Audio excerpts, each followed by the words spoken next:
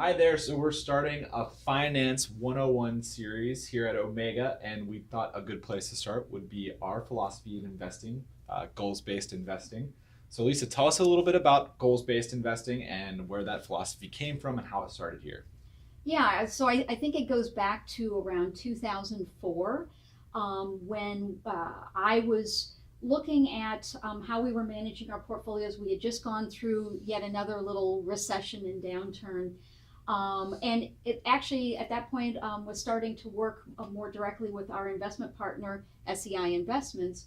And they were taking a goals based approach to how they invested. So the idea is, and it especially works with our financial life planning work, is that when we understand the different goals that a client might have, and not just retirement and college education, but sometimes it's travel, or maybe a sabbatical, or maybe there's private education, or whatever it might be, that we start to set up accounts that are aligned with the timeline, the risk tolerance of that particular goal, as opposed to keeping all the money in a single account or a couple of accounts and then having multi-purpose uses for it. It also works much better in the financial planning software we do, because we can segregate out those assets for particular goals and really see how our clients are doing.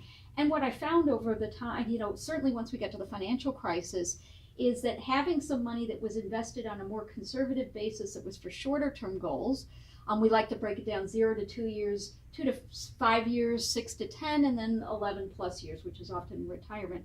That by only drawing off of the monies that were in the shorter term, more conservative investment strategy, that seemed to work better for some of our clients. And it gave their portfolios, the rest of it, a chance to recover. And so it seemed to be a good strategy that aligned both with our financial planning approach, but then also with the realities of the volatility of the markets. Absolutely.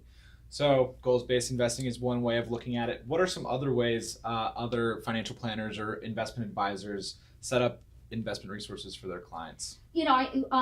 Something we will see sometimes, and I think you're going to start to see it grow a little bit more as the baby boomers retire, is this sense of asset dedication. So purposely putting all of one kind of investment, stocks or bonds, into a particular kind of account based on the tax consequences and what makes the most sense. The challenge I always find with asset dedication is that you've got to get the client, the investor, to think more broadly and look overall, as opposed to look at the investment performance of that particular account, because of course bonds are going to tend to underperform stocks. And so if you start comparing your all stock account against your all bond account, that's going to be a little tricky. Absolutely. Right? Yeah, so we actually have a graphical representation of our goals-based investing for our clients. We'll pull it up here.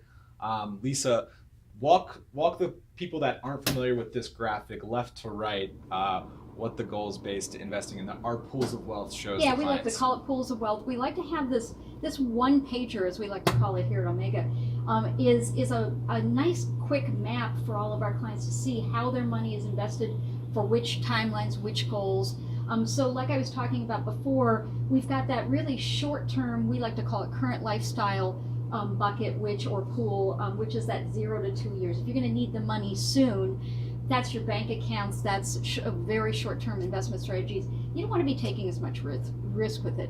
And then there's that sort of 2 to 5 year range where we don't need the money right now, but we're going to need it pretty soon. And so often we'll have one account there, especially as you get closer to retirement. We definitely want to fill that bucket or pool.